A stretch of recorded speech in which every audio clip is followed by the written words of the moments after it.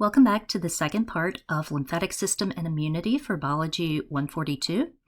Today we're going to start with talking about the actual immunity section. There's going to be two specific types of immunity that we're going to talk about. You have your non-specific resistance, or what's referred to as your innate immunity. This is the immunity that you have at birth. This is what kicks in as soon as you are born. So it's present at birth, and it includes defense mechanisms that provide general protection against invasion by a wide range of pathogens. Next, you have what's referred to as adaptive immunity. Adaptive immunity basically is where your body has to teach itself how to respond to specific organisms. So this is going to involve activation of specific lymphocytes that are going to be able to combat a particular pathogen or other foreign substances. So the body system that carries out this immune response is going to be the lymphatic system. So starting off with our first one, the innate immunity, the first line of defense that you are born with. As soon as you come out, you do have these abilities. First thing, you have surface membrane barriers. This is going to be your skin to start with. That is going to be the largest organ of the body. It is a physical barrier that's going to act as a resistant to things such as acids or bases, bacterial enzymes, and different microorganisms that could be found on the skin. Sebum is going to be toxic to bacteria. Sebum is going to be the oils that come out of the skin or out of the sebaceous glands. You have sweat, which is going to come out of your sudoriferous glands. You can have apocrine sweat glands, or you could have endocrine sweat glands. Those are two different types that we discussed in the first section of anatomy. What the sweat does is it's going to help to inhibit microbe growth that's going to be on the skin. You also have a protective protein called keratin. Keratin is going to be resistant to bacterial enzymes that might want to degrade the skin or break down the skin. And you have cerumen. This is going to be earwax. It's going to trap microbes, and it's going to also help to repel insects. The mucous membranes that are going to work in association with the immune system will contain things such as mucus in order to trap things and help to flush them out. You have nasal hairs, which usually are going to be accompanied by mucus, which are going to also help clean out the air as you're breathing it in to trap those microorganisms and to help flush them out of the body. You have gastric juices. That's going to contain acid and proteases. These are going to work in conjunction with the mucus. So if you capture these microorganisms and you cough them up, then possibly you may swallow them. Once they reach the stomach, these gastric juices will then start to destroy these microorganisms so they don't make it to other parts of the body. And then you have malt. This is going to be those mucosal associated lymphatic tissues that are going to work within the reproductive system and the respiratory system and urinary systems and things such as that, which are going to actually help to recognize these different microbes and destroy them where they're at. Saliva is going to also help to protect the body as a base, and it's going to contain lysozymes. These are going to be enzymes that will help destroy different types of microbes. Your tears are going to be extremely salty. Lots of microbes don't like to live in a salty environment, and they also contain lysozymes, which will destroy things. Urine is going to be acidic, and so lots of microbes do not like an acidic environment. The vaginal canal will also be acidic in order to deter microbes from growing and reproducing. Cilia are going to be found in things such as your respiratory system, along with your reproductive system or the fallopian tubes. But in terms of the lymphatic system, the cilia is going to be found in the respiratory airways, and it's also going to work in conjunction with mucus and help to sweep mucus in a specific way to keep these different microbes and things out of the lungs and keep them from migrating to the lungs, and to help you cough them up and get them out. Now going in with the innate versus the acquired immunity. With innate immunity, that is going to be a rapid response to a broad range of microbes. Your external defenses that we just talked about, the skin, the mucous membranes, and the different secretions. Then you have your internal defenses if they do get in. These are going to be things such as your phagocytic cells, antimicrobial proteins, inflammatory response, and your NKs or natural killer cells. So these are all going to be things that you're born with that your body's able to do right away.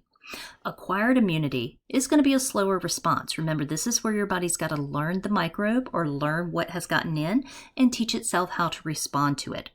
And so you'll have things such as a humoral response where the body makes antibodies, and you'll have cell-mediated responses where you have things such as cytotoxic lymphocytes. So with that second line of defense, the phagocytes, you'll have things or different types of cells such as neutrophils. This is going to be the most abundant of white blood cells. It is a phagocyte. That means it's going to go in and it's going to basically engulf the microbe. So it surrounds itself around the microbe, brings the microbe into itself, and then destroys it. Monocytes and macrophages are going to be large phagocytic cells, and eosinophils are going to defend against parasitic worms. So they would do kind of the same thing as go around, they would surround that parasitic worm, bring it in, and basically ingest it. So with the innate defenses, here's some actual visuals as you can see. The physical barriers are going to keep things such as hazardous organisms and materials outside of the body so they can't get in. With these, you have the ducts of the eccrine sweat glands. Remember, that's a sudoriferous gland. Then you also see that hair. Along with the hair, further down, which you don't see in that picture, will be a sebaceous gland, which will help release different oils or sebum in order to help fight microbes as well. So these secretions will make their way to the top epithelium of that skin. Phagocytes are going to engulf pathogens and then other cellular debris. Let's say a cell has gone through apoptosis, or you have other cellular debris from tissues that are breaking down or that are old, then it will be engulfed by a phagocyte.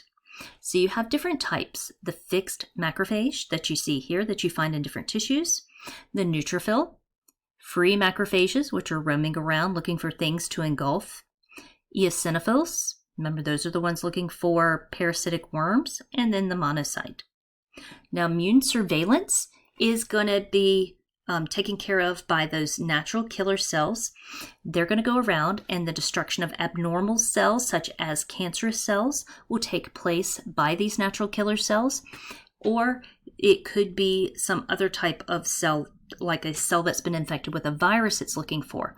So what happens is the natural killer cell goes to the cell that is presenting as being abnormal, could be cancerous, could have alerted that it's infected with a virus. It gets close to it, it releases enzymes or lysozymes that are going to cause that abnormal cell to lyse or to be destroyed. So basically, it's going to come and poke holes in the cell membrane and destroy the cell that it's trying to get rid of. Next, you have interferons. These are going to be chemical messengers that coordinate the defenses against viral infections. So that cell, the interferons are going to be released from it, and they're going to activate lymphocytes, macrophages, and or virus-infected cells around it, so it could actually label a virus-infected cell. Other parts of the innate immunity is that you sometimes have what's known as a complement protein. So these complements is going to be a system of circulating proteins that assist antibodies in the destruction of pathogens. It also will help lyse those cells or destroy the cells, and it's also going to enhance phagocytic and inflammation capabilities. Inflammation is going to be a localized tissue-level response that's going to tend to limit the spread of an injury or infection. And it's going to do this by using a mast cell. That mast cell is going to be important because it's going to release histamines. When it does this, it's going to increase blood flow. It activates macrophages. It increases capillary permeability, and that's going to help the blood flow to come in a lot more and allow those white blood cells and things in order to get out into the tissues that need it. It'll activate the complement proteins so they can start to circulate throughout that area. It can assist the antibodies that are coming in to destroy those things or lyse the cells it needs to lyse. It can stimulate regional clotting reactions, so it can stimulate clotting if something needs to be walled off, like a broken blood vessel. It increases regional temperature, so if it brings up the temperature of that area, it makes it inhabitable or not very hospitable to those microorganisms, and so they are less likely to grow and divide. and it helps to activate adaptive defenses. And so it could take portions of the antigens that are found on the cell membrane of, let's say, a virus or a bacteria, different types of microbes, and actually take that and make an antibody in order to come in and destroy that type of microbe. Fever is going to be the elevation of body temperature that speeds up tissue metabolism, and it's also going to activate defenses. And so the average temperature is going to be 37.2 Celsius, and it's going to go up in response to pathogens. So 37 degrees basically Celsius, and that's 98.6 degrees Fahrenheit if you were taking your temperature. So if a microbe was to come in, it wouldn't be much for that body to elevate its temperature to 99 or higher in order to fight that microbe. Now, going over these specific cells, know what these cells look like for your quizzes and tests, and know what they do. So the neutrophils, like we said, are going to be 54 to 62% of the white blood cells that are found in a blood smear or in your blood count. They're going to have lobed nuclei. Or nucleus, it's going to have cytoplasmic granules that when you stain them, they're going to stain a light purple. Now, with these blood smears, if you do not stain the blood smears, all you're really going to see is going to be the red blood cells, because the other things are not going to show up. The things such as the white blood cells or the platelets. And so when you stain them, these are going to have these granules here, and those are often referred to as granulocytes. So that's a type of cell that has actual visible granules when you stain it, and these will stain a light purple. So what neutrophils usually do is they engulf bacteria. So they're going to use granules of these antimicrobial proteins in order to kill the bacteria. And so with this, if you see a high count or higher than usual of neutrophils, then you would know by looking at that blood test that that person possibly has a bacterial infection. Neutrophilia is going to be seen in infections and actually in hemorrhages as well. So that is going to be a term that's used.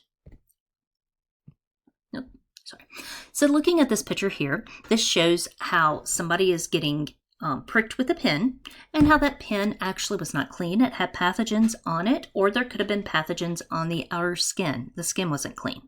So once it pricks the skin or goes into the skin, it punctures and goes through the epidermis, which is that top layer, into the dermal layer. You see that there are going to be macrophages that are going to be surveillancing that area. There's going to be chemical signals that get sent off by the macrophages that are going to allow it to bring in more of these blood clotting elements in order to seal off this section. Also, it's going to cause the capillaries to become more permeable, so these phagocytic cells can make their way to that area. So you're going to have a blood clot start to form. You've signaled for more of these white blood cells to come in, and so when these macrophages come in, they're going to be very phagocytic, which means they're going to surround and engulf the bacteria, ingest it, and destroy it.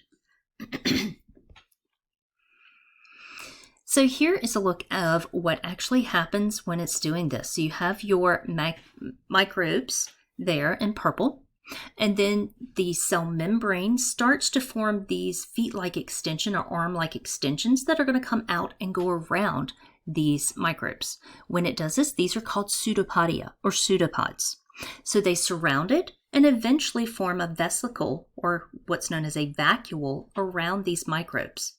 The microbes then will come together with a lysosome that contains enzymes, and when it fuses together, those enzymes come into that vacuole and start to destroy that bacteria. Once it destroys it, then it's going to release the broken down parts. It could be broken down amino acids or things such as that.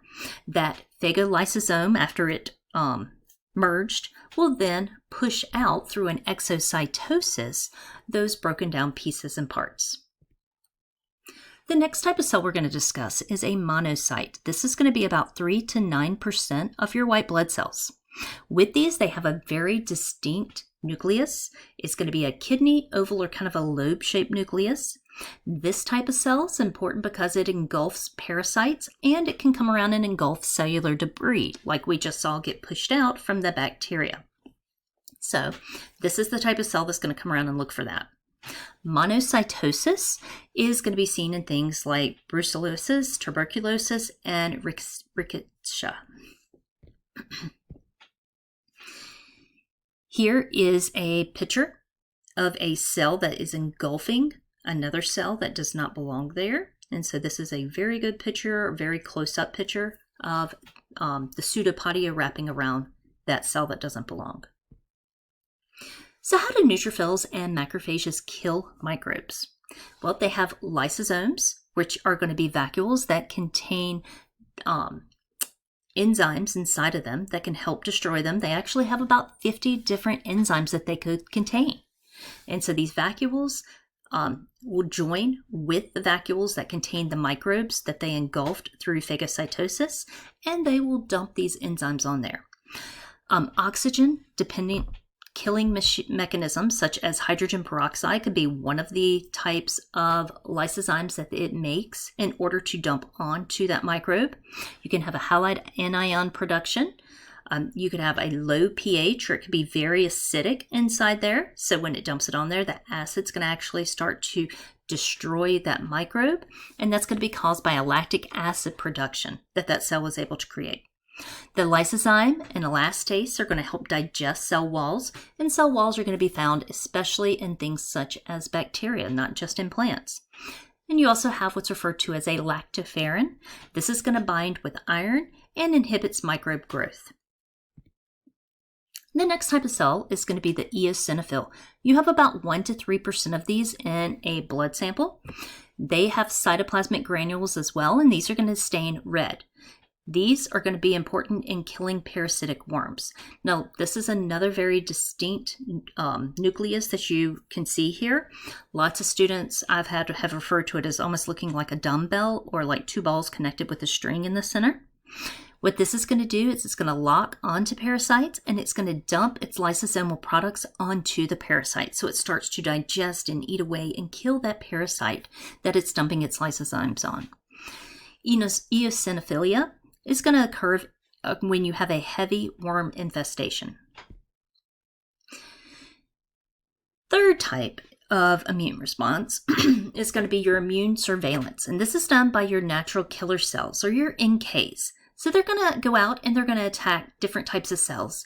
They are constantly surveying your tissues to see if you have any type of cancer cells there. If they see a cell that is not doing its proper function, it's just going through mitosis, then it will note that that cell is acting kind of funny, and it will go after it and destroy it. Also, it looks for cells that are infected with viruses. Lots of times, the cell, once the virus gets in, will take part of the proteins from that virus and present it on its cell membrane. This would be a virus-presenting cell or an antigen-presenting cell. So it takes part of that protein from the virus, puts it on the cell membrane as a protein on the membrane, and so that alerts the immune system that, hey, there's a virus or there's something in the cell and you need to come and destroy it. It's kind of like taking one for the team. So recognition and adhesion with these natural killer cells. So the NK comes in, and it's actually going to come in and attach to the antigens of that abnormal cell. It's going to realign that Golgi apparatus to where that cell is, and then it's going to take the proteins or the perforin that was secreted by that Golgi apparatus and secrete it onto the cell that presented as being an abnormal cell. That's going to cause the cell to start to have holes in its cell membrane and lyse and break apart.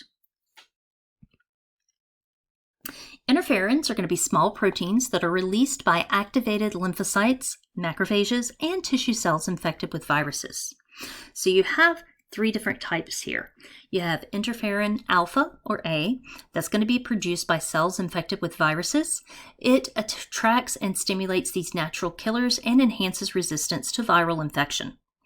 Interferon beta, or B, is going to be secreted by fibroblasts and slows inflammation in a damaged area. And then the interferon gamma is going to be secreted by T cells and by natural killer cells, and it's going to stimulate macrophage activity. Complement proteins in the blood plasma are going to be found you have about 30 different types. And so these are going to be actually made by the liver. These proteins are going to work together to form a complement system. And so this system is going to work to enhance, or just kind of like it says in its name, to complement the activities of phagocytes and of antibodies. So you have 3 different pathways here. The classical pathway. This is the most rapid and effective activation of the complement system that occurs through the classical pathway. So you have the bacterial cell wall, and you have antibodies that are going to come in and they're going to bind to that cell wall. So then you see the attachment of C1, and so that has to attach to 2 antibodies in order for its activation to occur. That activation is then going to cascade. That attached C1 protein is going to act as an enzyme, catalyzing a series of reactions involving other complement proteins that are going to split C3 into C3A, C3B. C3A is going to diffuse away and activate an inflammatory response. And now we're going to have more blood cells rushing to these microbes. You're going to have more phagocytic cells rushing to these microbes. 3B attachment is going to bind to the bacterial cell wall and enhance this phagocytosis once these cells start rushing to that cell. Now with the lectin pathway, this is going to be activated by the protein mannose-binding lectin, or MBL. This is going to bind to carbohydrates on the bacteria's surface. So the lectin is going to bind to the bacterial cell wall, then you have the MBL is going to bind to carbohydrates on that bacterial surface. C3 is then going to be activated, and so bound MBL is going to form a complex that splits the C3 into C3A and C3B, kind of like we saw in the first classical pathway. And, of course, the C3A is going to activate the inflammatory response, and C3B is actually going to help the phagocytes come in and start to break apart and devour that microbe. And then you have your alternate pathway. The alternate pathway is going to be important in the defense against bacteria, some parasites, and virus-infected cells.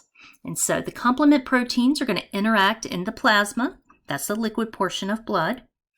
The alternative pathway is going to begin when several complement proteins, notably the properdin, are going to interact with plasma, causing C3 to split, and then we get our C3A again and C3B. And those interactions can be triggered by exposure to foreign materials, such as a capsule of a bacterium. So that C3A, of course, activates the inflammatory response again, gets more of those phagocytic cells coming in.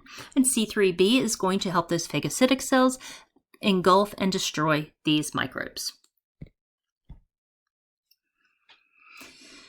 So once a activated C3B protein has attached to that cell wall, additional complement proteins may come in and help with that membrane attack. And so this is going to enhance, like we said, the phagocytic cell, and it's going to come in and be able to engulf that bacteria or that microbe a lot quicker.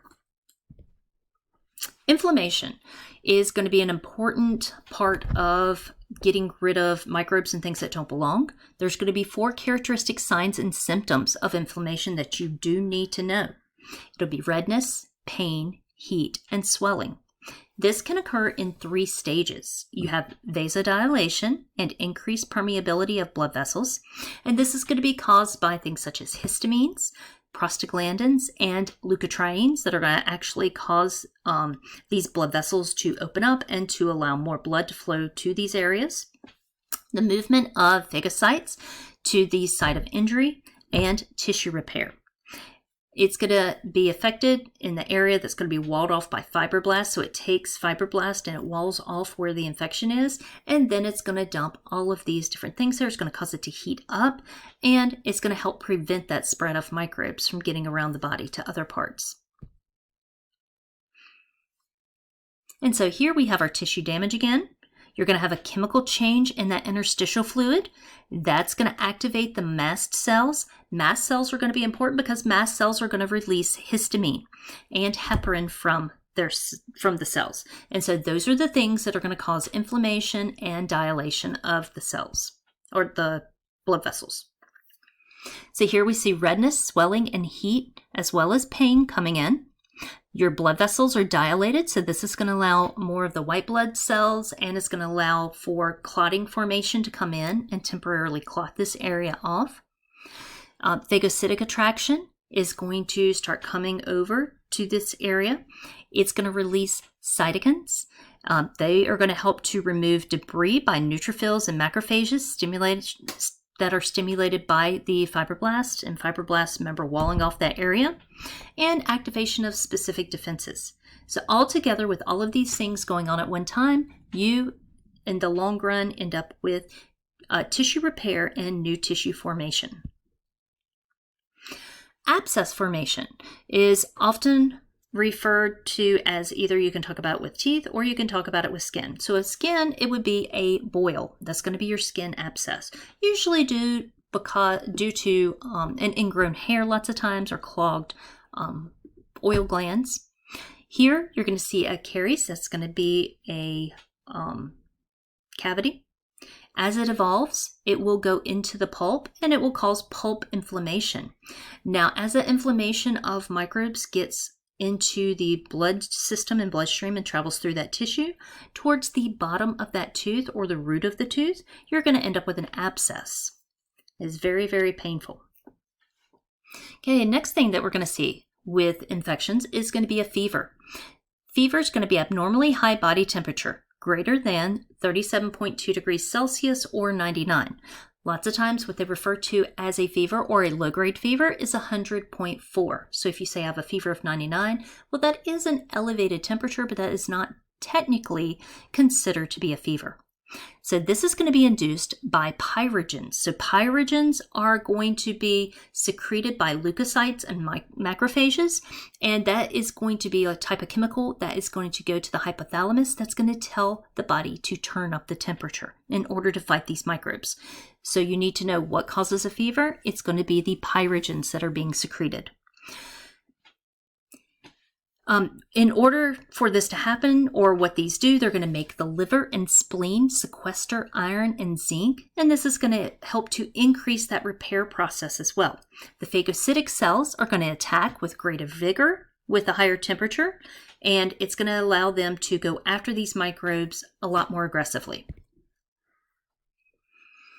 Acquired immunity, remember, this is the one that your body has to learn or has to create. So it's going to be an adaptive immune system that actively stalks and eliminates specific types of pathogens. So number one, it is specific. It looks for specific things. Number two, it takes time. The first time it sees an antigen, it can take a while before it's able to respond to that antigen. So this one is not going to work quickly. Now, once you have the antibodies or the response system, then next time it sees it, it will be able to make more of itself and go after that microbe very quickly. But the first time, it does take a while. It's also going to be systemic, and it does have a memory. So it keeps constant numbers or low numbers of the cells that will attack that specific microbe in its bloodstream and running constantly. And when it comes across this microbe, it will then be able to clone itself or make more of itself very quickly to attack it. So two types of acquired immunity that are going to be involved in fighting these microbes. You have humoral immunity. This one is going to be your antibodies. So this is made by your B lymphocytes and body fluids. So these are your B cells, or B lymphocytes. Next, you have what's referred to as cell-mediated immunity, and this is going to be your T lymphocytes, or T cells. So they're going to be divided, like we said, into three subcategories here. The T cell is approximately about 80% of circulating lymphocytes, and they're classified as T cells because they go to the thymus in order to mature or to become immunocompetent. Now, out of these 80%, they can be divided up into four distinct other types. You have what's referred to as the cytotoxic T cell. This is going to attack foreign cells or body cells that are infected by viruses. The helper T cell, which stimulates the activation and function of both the T cells and B cells. You have regulatory T cells, which are going to moderate both the T and B cells. And then you have memory T cells. These memory T cells are going to be a subset of T cells that respond to a previously encountered antigen. So if it's something it's seen before, it's going to be the memory T cell that responds. Now, B cells are going to make up 10 to 15% of circulating lymphocytes. These actually are going to, when stimulated, will differentiate into what's known as a plasma cell. Once it becomes a plasma cell, it's going to produce and secrete antibodies. So B cells become plasma cells, which then produce and secrete their antibodies. Last, we've already talked about this one quite a bit, is going to be the NK or natural killer cell. They make up the remaining 5 to 10% of circulating lymphocytes. And remember, these are going to be the ones that poke holes in the cell membrane of cells that are infected with viruses or of abnormal cells such as cancerous cells. Adaptive immunity will take antigen-presenting triggers, and it's going to trigger that immunity to respond in a specific defense way. So cell-mediated immunity will use phagocytes that become activated, and then it's going to activate the T cells, and that's going to lead to find the pathogens and attack them through phagocytosis or to release chemical toxins that destroy them. If it is antibody-mediated immunity, it's going to activate those B cells. The B cells then turn into mast cells. And then those cells, plasma cells, and then those cells will in turn create antibodies. Those antibodies then will circulate and attach on to that microbe and then help to destroy it. Problem: how do these chemicals in cells not destroy the body? Well, you have what's known as self-antigens. These are going to be a major histocompatibility complex protein, or referred to as MHC. MHC1 is going to be found on all cells of the body. MHC2 are going to be found only in cells that are involved in the immune response. So basically, with your cell membrane, you're going to have specific proteins that are going to be found on the outside. They're going to act as a fingerprint to that body cell. When the white blood cells come to that cell, they notice, hey, the cell belongs. Only if it has a protein on the outside that does not match up will that white blood cell attack. And that happens if it gets infected with a microbe, and then it uses one of the proteins from the microbe and puts it on the outside with its own antigens, and then it becomes an antigen presenting cell. So it lets the body know, hey, this cell is infected. Immunocompetence is going to be very important because these cells that are going to come in and attack and fight off these pathogens have to know which cells to attack. So it has to know if it belongs to itself, and that would be with the self-antigens, the fingerprint, and it has to know which antigens do not belong to itself. So here, each lymphocyte must be able to recognize and bind to one specific antigen. Self-tolerance is where each lymphocyte must be unresponsive to its own antigens. And surprisingly, only about 2% of all lymphocytes are actually going to make it through this process. 98% of lymphocytes that your body makes in the red bone marrow will be destroyed because they are not able to not attack themselves. And so your body has to be very vigilant when it's making cells immunocompetent. So like we said, with all blood cells, they are going to be made in the red bone marrow. So stem cells in the red bone marrow are going to give rise to undifferentiated lymphocytes.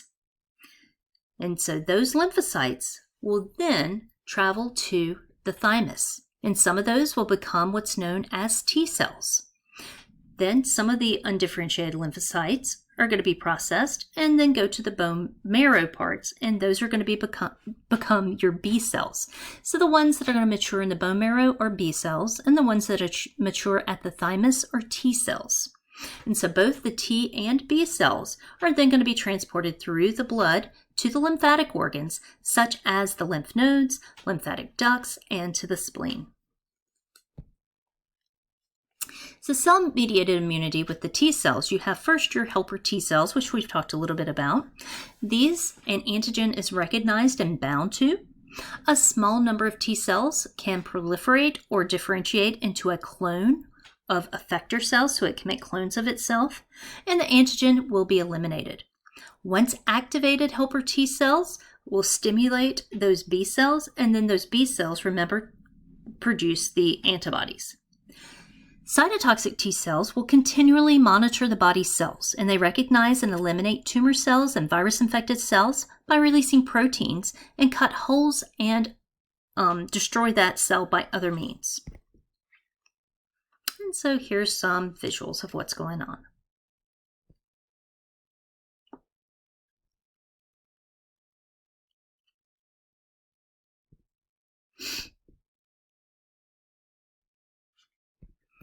And so we'll go back. Let's pick up with this one. So we see the cell membrane or plasma membrane on the outside. There is a virus or a bacteria that has made its way into the cell. So it's going to take the antigens that are found on the outside of the bacteria or virus, and it's going to present itself. And so the antigen presentation by the MHC proteins is going to be triggered by viral or bacterial infection. That infection is going to result in the appearance of abnormal peptides in the cytoplasm. The abnormal peptides are going to incorporate into the class 1 MHC proteins as they are synthesized at the endoplasmic reticulum. So this is how those proteins are going to be made. Then the abnormal peptides are going to be displayed on the outside of that plasma membrane. So you see how you have a protein or a peptide that's holding on to that antigen. And so that's where it's going to display itself on the outside. Antigen recognition is going to occur at the CD8 T cell encounter, and it comes in and incorporates antigens on the surface of another cell, and it's going to be bound to the class 1 MHC protein.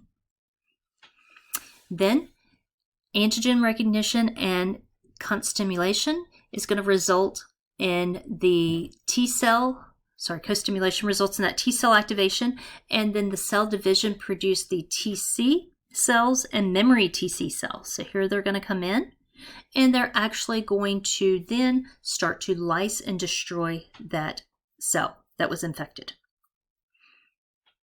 So at the bottom you see a co-stimulation, and then you see the perforin release, which helps to destroy the cell. Here's another visual where the phagocytic cell is going to be engulfed by that main cell. As it comes in, you're going to have the lysosome come up, and it's going to release its lysosomal products onto that microorganism. Once it mixes together, then you're going to see it actually start to destroy and break down, but it's going to take the antigens that were found on the outside of that microorganism. It's going to incorporate itself with the proteins that were made at the ribosome, and it's going to attach on to that antigen and then present it on the outside. And so here's showing you the different receptors and then the different MHC classes which are proteins that are actually holding those antigens to present them to those cells that are going to come and destroy it. So it knows which cells are infected. So this visual shows you the class 1 MHC proteins and class 2 MHC proteins. So with the class 1, this is going to indicate that the cell has been infected or otherwise is abnormal.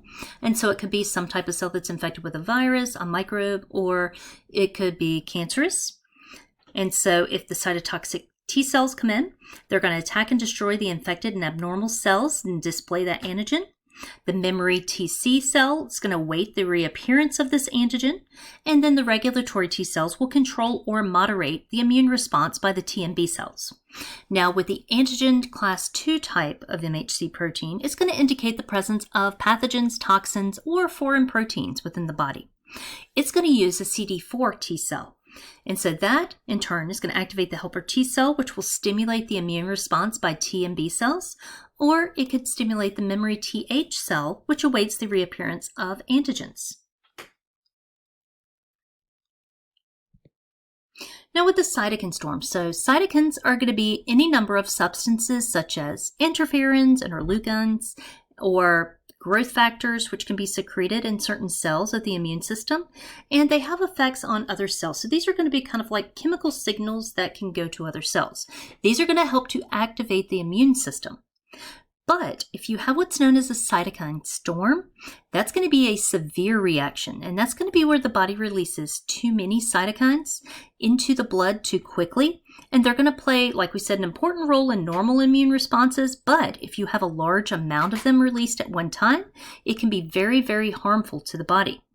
So with the cytokine storm, what does it do? Well, it creates things such as fever, it could create chills, tiredness, it could create nausea, vomiting, diarrhea, headaches, and even low blood pressure. And so this is one of the things that they were seeing happen during the COVID infections. People were having these cytokine storms, and it was actually occurring in different body parts, which would shut down those organs or those systems. Memory T cells are going to provide a no delay response to any future exposure to that same antigen. Now with that humoral response, the B cells for the immune response are going to occur. B cells and T cells must recognize that a foreign antigen is present. Remember, that's going to be one of the proteins that's found on the outside of that cell membrane of that microbe. Some of the B cells are going to become plasma cells, and remember, plasma cells then produce antibodies. B cells can recognize and bind to antigens in lymph and interstitial fluid or in blood plasma. T cells, like some of the B cells, become memory cells, and they're going to respond to future encounters with this antigen. So it looks for that specific antigen, and it's able to fight that specific microbe. T cells only recognize fragments of antigenic proteins that are going to be processed and then presented in a certain way. And so that gives you an antigen challenge. So they first encounter it with naive B lymphocytes, and it's a specific antigen there. So these different ways, kind of like what we've just seen, the antigen processing is going to take those antigen proteins, it breaks them down into pieces or into fragments, which is going to use those MHC molecules that we saw, and it's going to kind of hold it up over the cell membrane, and that way the body's able to recognize, hey, that cell's infected with that specific microbe.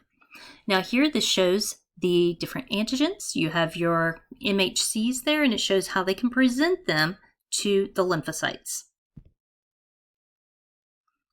Now sometimes with these, you can have your activated B cells. Remember, B cells then become plasma cells, and they can then release a lot of antibodies all at once if they come across this infection in any of the tissues or in the bloodstream.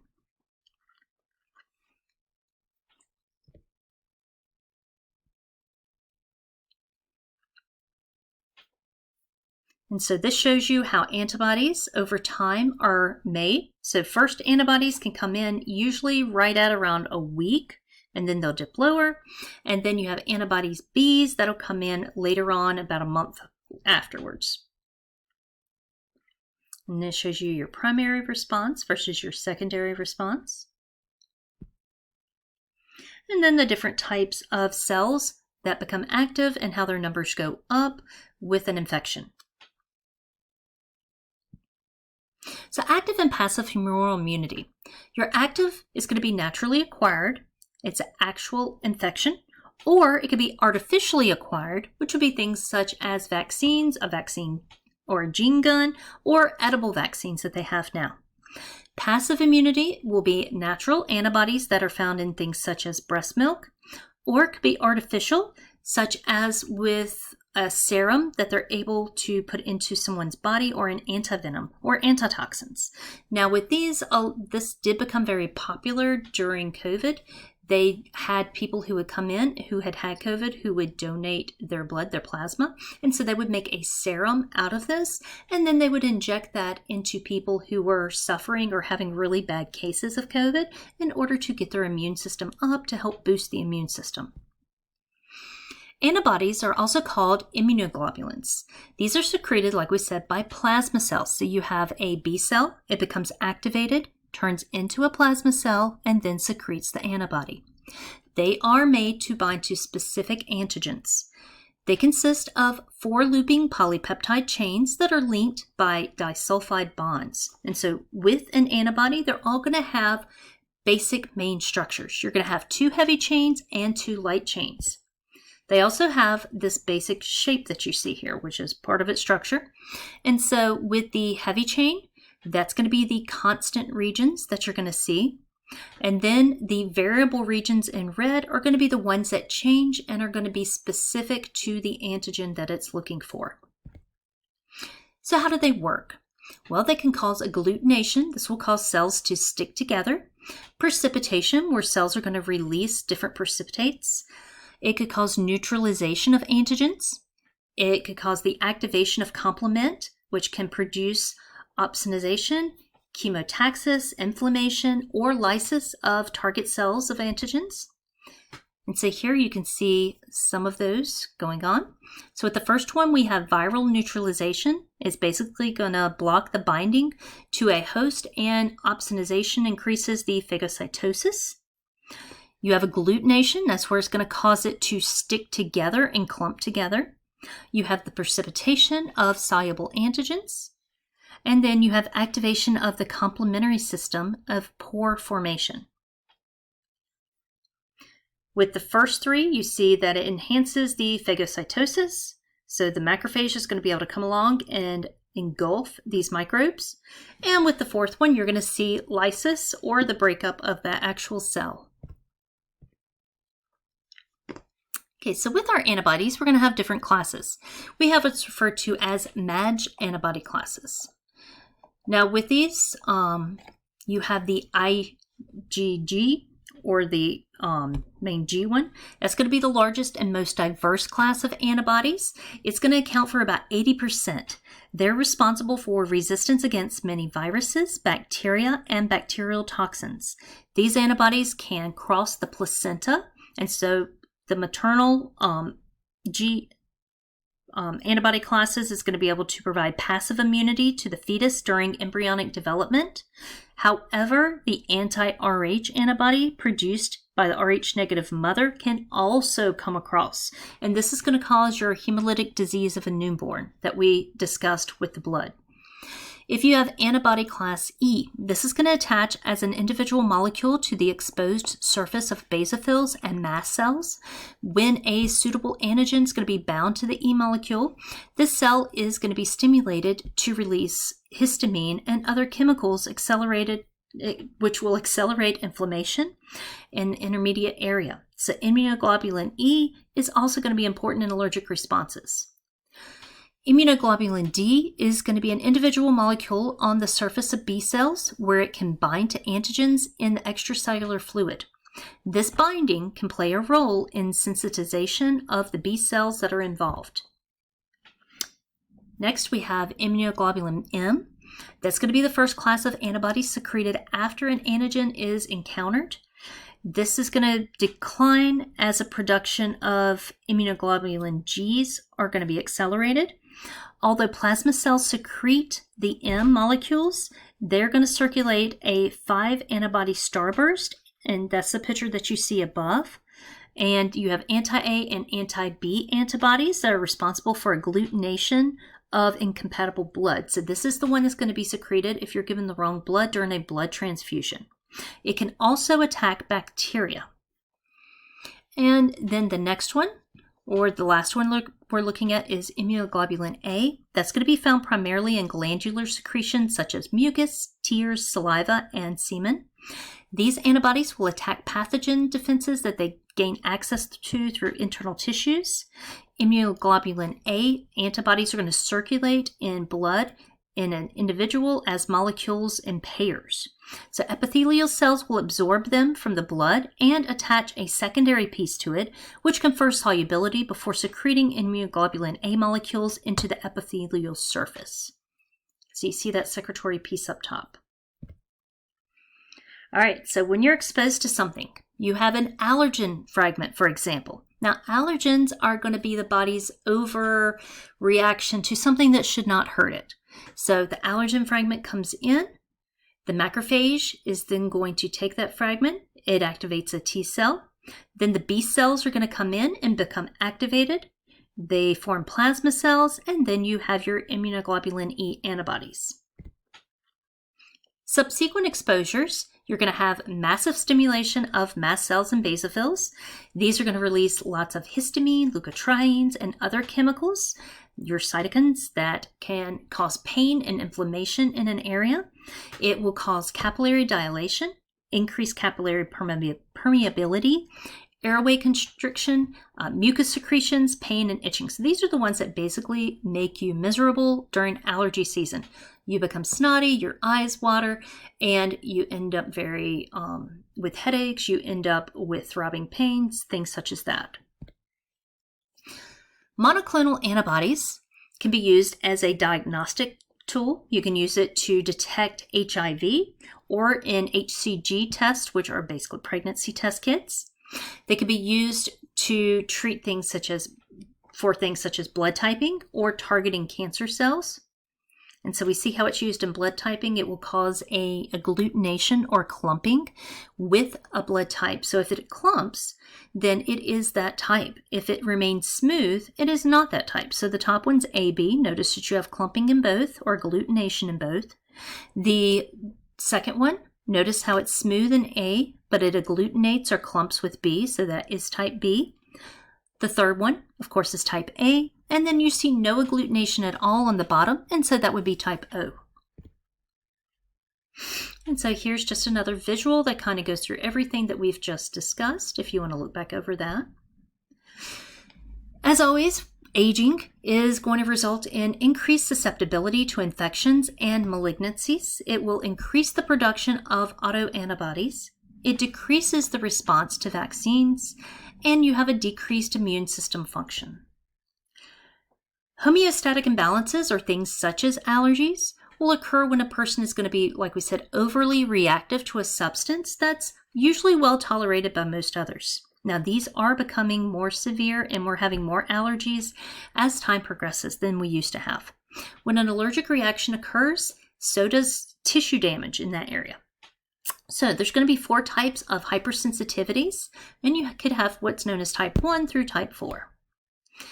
Autoimmune disease is going to occur when the immune system fails to display self-tolerance, and instead it goes in and attacks that person's own body tissues. Homeostatic imbalances in things such as HIV and AIDS. AIDS is going to be known as the acquired immunodeficiency syndrome. It first starts out by getting the virus HIV, and then it will eventually, as it progresses, go into AIDS.